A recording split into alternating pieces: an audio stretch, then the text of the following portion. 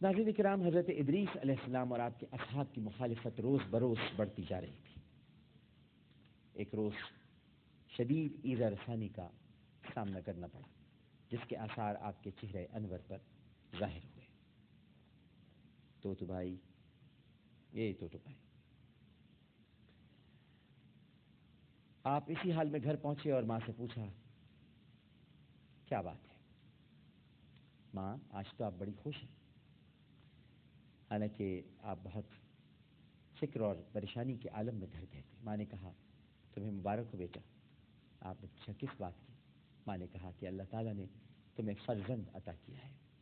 آپ نے سنا تو تمام تکالیف بھول گئے اور اندر تشریف لے گئے۔ یہ بات ہی ایسی ہوتی ہے، بچے کی خبر ملے تو باپ سارے دکھ بھول جاتا ہے۔ اندر تشریف لے گئے اور اہلیہ محترمہ کے پہلو میں ایک چاند سا بچہ لیٹا ہوا تھا۔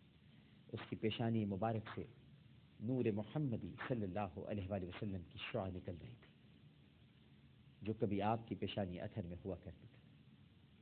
آپ اپنے رب کا شکر بجا لائے اور اس کی حمد و ثنا بیان کرنے لگے۔ بیٹے کا نام متو شخ رکھا، اور بعض روایات میں متو شلح بھی کہا جاتا ہے، جس کے عربی زبان میں معنی منشرح ہے۔ ناظرین کرام، دشمنان دین کی ایذا رسانی اور تکالیف پہنچانے کے باوجود آپ پر ایمان لانے والوں کی تعداد میں ہر روز اضافہ ہوتا جا رہا تھا۔ ایک دن شہر کے سرکردہ لوگ پھر سے سر جوڑ کر بیٹھ گئے اور صلاح مشورہ کرنے لگے کہ وہ کس طرح لوگوں کو حضرت ادریس علیہ السلام کے اثر سے دور رکھ سکتے ہیں۔ چنانچہ انہوں نے سب سے زیادہ شریر اور مکار شخص کو وفد کا لیڈر بنا کر آپ کے پاس بھیجا۔ اس وقت حضرت ادریس علیہ السلام اپنے اصحاب کے ہمراہ بیٹھے انہیں پند و نصائح فرما رہے تھے اور کہہ رہے تھے کہ حکمت روح کی زندگی ہے، اور پھر اس کی تشریح فرمائی۔ اسی اثنا میں کفار اور مشرکین کا وفد آ گیا۔ آپ نے اسے بڑی اچھی طرح بٹھایا اور آنے کی وجہ دریافت کی۔ انہوں نے کہا کہ ہم آپ سے چند ایک سوالات دریافت کرنے آئے ہیں۔ آپ نے جواب نہ کیا بلکہ پوچھو کیا پوچھنا چاہتے ہو؟ وفد کے قائد نے کہا کیا آپ واقعی اللہ کے رسول ہیں؟ آپ نے ارشاد فرمایا ہاں، میں اللہ کا رسول ہوں۔ انہوں نے کہا کہ کیا ثبوت ہے؟ آسمان سے جو صحیفے نازل ہوئے تھے سامنے رکھتے ہوئے آپ نے فرمایا اس سے بڑا اور کیا ثبوت ہوگا؟ وفد کے قائد نے تضحیک آمیز لہجے میں کہا ہم نے تو آپ پر انہیں نازل ہوتے ہوئے نہیں دیکھا، کیا جب آپ نے خود لکھ لیے ہوں گے؟ آپ نے ارشاد فرمایا تم ان کی عبارت دیکھ لو، پتہ چل جائے گا کہ یہ انسانی عبارت ہے یا آسمان و زمین کے مالک کا کلام ہے۔ انہوں نے کہا کہ کوئی معجزہ دکھائے تو مانے۔ وفد کے بوڑھے لیڈر نے، جس کے چہرے سے عیاری اور نحوست ٹپکتی تھی، آسمان کی طرف دیکھا، فراست نبوت فوراً سمجھ گئی۔ ارشاد فرمایا کل بارش ہوگی۔ وفد میں شامل افراد کے ہونٹوں پر معنی خیز مسکراہٹ نمودار ہوئی۔ وفد کا قائد جو کہ بوڑھا لیڈر تھا، وہ بولا کہ اگر ایسا ہوا تو ہم سب آپ کو اللہ کا رسول مانیں گے۔ اس نے یہ بات بڑے وثوق سے کہی۔ اسے یقین تھا کہ یہ برسات کا موسم نہیں ہے اور اس موسم میں بارش کے ہونے کا قطعاً امکان نہیں۔ انہوں نے کہا ٹھیک ہے، ہم کل آئیں گے، اور پھر وفد واپس لوٹ گیا۔ بارش والی بات سارے علاقے میں پھیل گئی۔ اگلے دن لوگ بیدار ہوتے ہی آسمان کی طرف دیکھنے لگے۔ حد نظر تک مطلع صاف تھا اور سورج پوری آب و تاب کے ساتھ چمک رہا تھا۔ لوگ بڑے خوش تھے کہ ادریس علیہ السلام آج معاذ اللہ جھوٹا پڑ جائے گا۔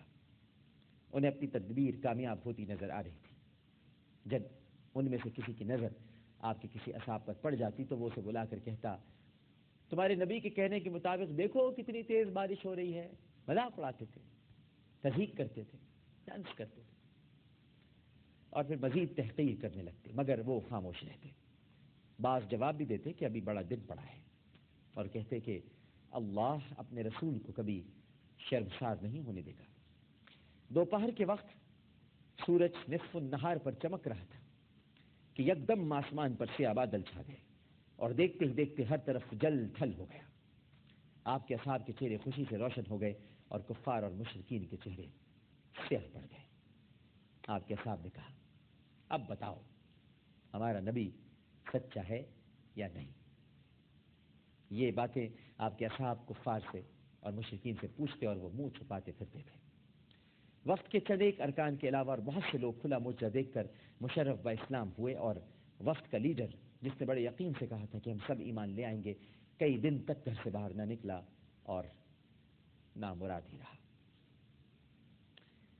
ناظرین کرام، ابھی حضرت ادریس علیہ السلام کا واقعہ جاری ہے۔ آگے کیا ہوا؟ اب بڑا دلچسپ واقعہ آنے والا ہے۔ حضرت ادریس کی تبلیغ کہاں تک پہنچی اور اب کیا ان کی دوبارہ ملک الموت سے ملاقات ہوئی، یہ آپ افطار میں جان سکیں گے۔ یہاں لیتے ہیں ایک چھوٹا سا وقفہ، مجھے اور توتو بھائی کو اجازت دیجیے، اور انشاءاللہ وقفے کے بعد دوبارہ حاضر ہوں گے۔